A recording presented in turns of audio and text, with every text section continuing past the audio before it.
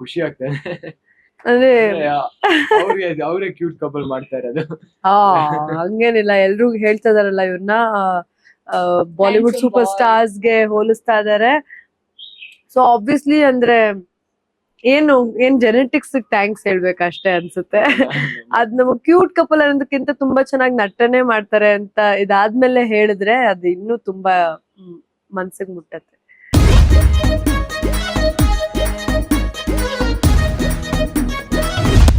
ಇವ್ರ ಆಯ್ಕೆ ಅಂತೂ ಮೊದ್ಲಿಂದಾನೇ ಫಿಕ್ಸ್. ನನ್ನನ್ನೇ ಆಯ್ಕೆ ಮಾಡಿದ್ದೆ ಆಕ್ಚುಲಿ. ನನ್ನನ್ನ ಅಚಾನಕ್ ಆಗಿ ಸರ್ ಫೋನ್ ಮಾಡಿ ಹಿಂಗೆ ಬಂದು ಕತೆ ಕೇಳಿ ಅಂತ ಹೇಳಿದಾಗ ನಾನು ಕತೆ ಕೇಳಿದೊಡನೆ ನಾನು ಮಾಡ್ತೀನಿ ಸರ್ ಅಂತ ಹೇಳ್ಬಿಟ್ಟೆ. ಯಾಕಂದ್ರೆ ಆ ಪಾತ್ರ ಅಷ್ಟು ಚೆನ್ನಾಗಿತ್ತು ಅಂಡ್ ಸರ್ ಅಷ್ಟೇ ಚೆನ್ನಾಗಿ ರಚಿಸಿದ್ರು ಕೂಡ ಅದನ್ನ. ಸೊ ಅದಾದ್ಮೇಲೆ ನಾನು ಇವ್ರನ್ನ ನಾನು ನೋಡಿರ್ಲಿಲ್ಲ ಅಲ್ಲಿವರೆಗೂ. ಇವ್ರು ಯಾರು ಹೆಂಗಿದ್ದಾರೆ ಅಂತ ನೋಡಕ್ಕೆ ಕುತೂಹಲ ಇತ್ತು. ಅಂಡ್ ಒಂದ್ ದಿವಸ ಆಫೀಸಿಗೆ ಬಂದಾಗ ನೋಡಿದ್ದು ಇವ್ರನ್ನ ಆಕ್ಚುಲಿ ವರ್ಕ್ಶಾಪ್ ಎಲ್ಲ ಮಾಡುವಾಗ ಸಿನಿಮಾಗೋಸ್ಕರ. ಅವಾಗ ಸ್ವಲ್ಪ ನಮ್ಮಲ್ಲೂ ಇದಿತ್ತು, ಆ ಕೆಮಿಸ್ಟ್ರಿ ಹೆಂಗ್ ಬರುತ್ತೆ ಅದು ಅಂತ. ಬಟ್ ಸಿನಿಮಾದಲ್ಲಿ ಹಂಗೆ ನೋಡಿದಾಗ ಸ್ಕ್ರೀನ್ ಅಲ್ಲಿ ಅದು ತುಂಬಾ ಚೆನ್ನಾಗ್ ಬಂದಿದೆ. ಸೊ ಅದು ಖುಷಿ ಆಯ್ತು. ನಾವಿಬ್ರು ನೋಡುವಾಗ ವಾವ್, ಕೆಮಿಸ್ಟ್ರಿ ವರ್ಕ್ ಆಗ್ತಾ ಇರೋದು ಖುಷಿ ಆಗ್ತದೆ. ನಾನು ಸಿನಿಮಾ ಇಂಡಸ್ಟ್ರಿಗೆ ಬರ್ಲೇಬೇಕು ಅಂತ ನನ್ಗೊಂದು ಆಸೆ ಇತ್ತು. ಅದು ಒಬ್ಬ ನಟನಾಗಿ, ಒಬ್ಬ ನಿರ್ದೇಶಕನಾಗಿ. ಅದ್ ಹೇಗೆ ಅಂತ ನಂಗೆ ಗೊತ್ತಿರ್ಲಿಲ್ಲ. ಆದ್ರೆ ನಾನು ಹಂಗೆ ತಯಾರಿ ಮಾಡ್ಕೊಂಡ್ ಬರ್ತಾ ಇದ್ದೆ. ಆದ್ರೆ ಈ ಸಿನಿಮಾ ಬರ್ದಿರೋದು ನಮ್ಮ ಅಪ್ಪಾಜಿಯವರು ಆ ಕೋವಿಡ್ ಟೈಮಲ್ಲಿ ಒಂದು ಐಡಿಯಾ ಬಂದಿತ್ತು. ಆದ್ರೆ ನಾವು ಅದ್ ಐಡಿಯಾ ಜೊತೆ ಏನು ಮಾಡಿರ್ಲಿಲ್ಲ. ಆಮೇಲೆ ಸಮಯ ಕಳೆದಾಗ ನಮ್ಮ ಅಪ್ಪಾಜಿಯವ್ರ ಜೊತೆ ಸ್ವಲ್ಪ ಫ್ರೀ ಆದಾಗ ಅವ್ರು ಕುತ್ಕೊಂಡ್ ಬರೆಯಕ್ಕೆ ಶುರು ಮಾಡಿದ್ರು. ಆಮೇಲೆ ನಾನು ಅವ್ರ ಜೊತೆ ಒಂದ್ ಸ್ವಲ್ಪ ಸಮಯ ಕಳೆಯಕ್ಕೆ ಶುರು ಮಾಡಿದೆ. ಆಮೇಲೆ ಈ ಕತೆ ಬರ್ದವರು ಮಾಸ್ತಿ ಅವರು, ಹಾಗೂ ಎಷ್ಟೊಂದ್ ಜನ ಬರ್ದಿದ್ದಾರೆ. ಅದಕ್ಕೆ ಅವ್ರ ಜೊತೆ ಎಲ್ಲ ಕುತ್ಕೊಂಡು ಆ ಡಿಸ್ಕಷನ್ಸ್ ಎಲ್ಲ ನಡೆಯುವಾಗ ನಾನು ಈ ಪಾತ್ರ ಮಾಡ್ತಾ ಇದೀನಿ ಅಂತ ನನ್ಗೆ ಒಂಚೂರು ಐಡಿಯಾ ಇತ್ತು. ಬಟ್ ಅದ್ 100% ಕನ್ಫರ್ಮ್ ಆಗಿಲ್ಲ. ನಾನು ಸುಮ್ಮನೆ ಡಿಸ್ಕಷನ್ ಕುತ್ಕೊಂತಾ ಇದ್ದೆ.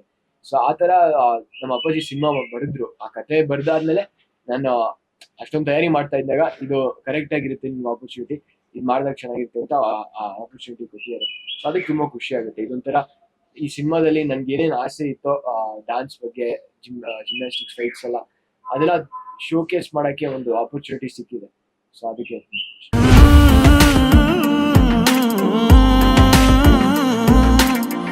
ನನಗೆ ನಿಜವಾಗ್ಲೂ ಏನಂತ ಗೊತ್ತಾಗಿಲ್ಲ. ಬಟ್ ಈಗ ನನ್ನ ಕಾಲೇಜ್ ಮುಗ್ದಾದ್ಮೇಲೆ ನನ್ಗೆ ಆಕ್ಟಿಂಗ್ ತುಂಬಾ ಇಷ್ಟ, ಡೈರೆಕ್ಷನ್ ತುಂಬಾ ಇಷ್ಟ. ಸೊ ಅದೇ ತಯಾರಿ ಮಾಡ್ಕೊಂಡ್ ಬರ್ತಾ ಇದ್ದೆ. ನನ್ಗೆ ಎಲ್ಲಿ ಏನಾಗುತ್ತೆ ಅಂತ ನನಗೂ ಗೊತ್ತಿರ್ಲಿಲ್ಲ. ಒಬ್ಬ ಅಸಿಸ್ಟೆಂಟ್ ಡೈರೆಕ್ಟರ್ ಆಗಿ ಯೋಗರಾಜ್ ಭಟ್ ಸರ್ ಕೆಳಗಡೆ ಡೈರೆಕ್ಷನ್ ಬಗ್ಗೆ ತುಂಬಾ ಕಲಿತೆ. ಸೊ ಆ ಎಕ್ಸ್ಪೀರಿಯನ್ಸ್ ಕೂಡ ನನ್ಗೆ ತುಂಬಾ ಖುಷಿ ಆಯ್ತು, ಅದು ಸಿಕ್ಕಿರತ್ತೆ ನನ್ನ ಜೀವನದಲ್ಲಿ. ಸೊ ನನ್ಗೆ ಎಲ್ಲಿ ಏನಾಗುತ್ತೆ ಅಂತ ನನ್ಗೆ ಅದು ಐಡಿಯಾ ಇರ್ಲಿಲ್ಲ. ಬಟ್ ಏನೋ ಒಂದು ಮಾಡ್ಬೇಕು ಅಂತ ಒಂದು ಪ್ಯಾಷನ್ ಇಂದ ಟ್ರೈನಿಂಗ್ ತಗೊಂಡು ಎಲ್ಲ ನೋಡ್ತಾ ಇದ್ದೆ.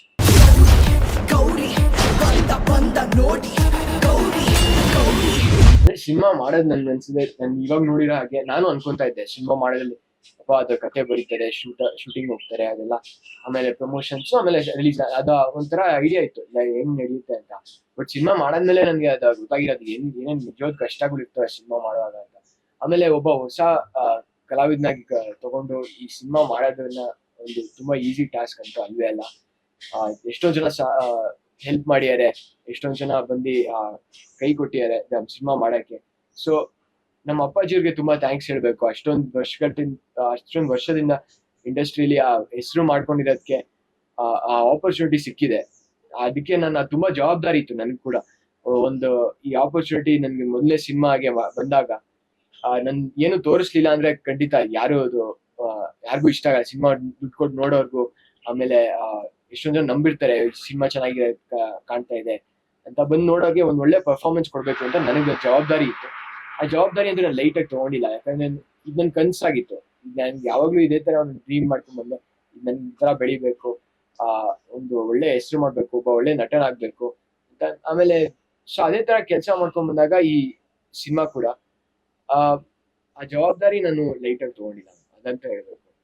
ನಿಮ್ ಮುಂದೆ ಎರಡನೇ ಪಾರ್ಟ್ ಇತ್ತು, ಕೇಳಿಲ್ಲ ಸರಿಯಾಗಿ. ಇಲ್ಲ, ಎರಡನೇ ಪಾಯಿಂಟ್ ಇದೇನೆ. ಅಂದ್ರೆ ಈಗ ಇನ್ಸ್ಪಿರೇಷನ್, ಯಾರ್ ಇನ್ಸ್ಪಿರೇಷನ್? ಇನ್ಸ್ಪಿರೇಷನ್ ಅಂದ್ರೆ ನನ್ಗೆ ಎಲ್ಲಾ ಆಕ್ಟರ್ಸ್ ನನ್ಗೆ ಇನ್ಸ್ಪಿರೇಷನ್. ಎಲ್ಲ ಆಕ್ಟರ್, ಎಲ್ಲ ಡೈರೆಕ್ಟರ್ಸ್. ನಾನು ಚಿಕ್ಕ ವಯಸ್ಸಿನ ಅವ್ರ ಫಿಲಮ್ ನೋಡ್ಕೊಂಡು ಬೆಳೆದವನಿಗೆ ಅದೇ ತರ ಒಂದು ಪರ್ಸನಾಲಿಟಿ ಆಗ್ಬೇಕು ಅಂತ ಆಸೆ ಇತ್ತು. ಅಪ್ಪು ಸರ್ ಅವ್ರ ಡಾನ್ಸು, ಅವರ ಫೈಟಿಂಗು ಎಲ್ಲ ನನ್ಗೆ ತುಂಬಾ ಇಷ್ಟ. ಯಾವ್ದೇ ಸೀಕ್ವೆನ್ಸ್ ಆಗಿರ್ಲಿ, ಯಾವ್ದೇ ಕೊರಿಯೋಗ್ರಫಿ ಆಗಿರ್ಲಿ ತುಂಬಾ ಇಷ್ಟ. ಆಮೇಲೆ ಸುದೀಪ್ ಸರ್ ಅವ್ರ ಆಟಿಟ್ಯೂಡ್, ಮತ್ತೆ ಅವರ ಡೈಲಾಗಿಂಗ್ ವಾಯ್ಸ್, ಅವ್ರ ಪರ್ಸನಾಲಿಟಿ ಅನ್ನೋದು ಅದಂತೂ ತುಂಬಾ ಇಷ್ಟ. ಸೊ ಈ ಎರಡು ತುಂಬಾ ದೊಡ್ಡ ಇನ್ಸ್ಪಿರೇಷನ್.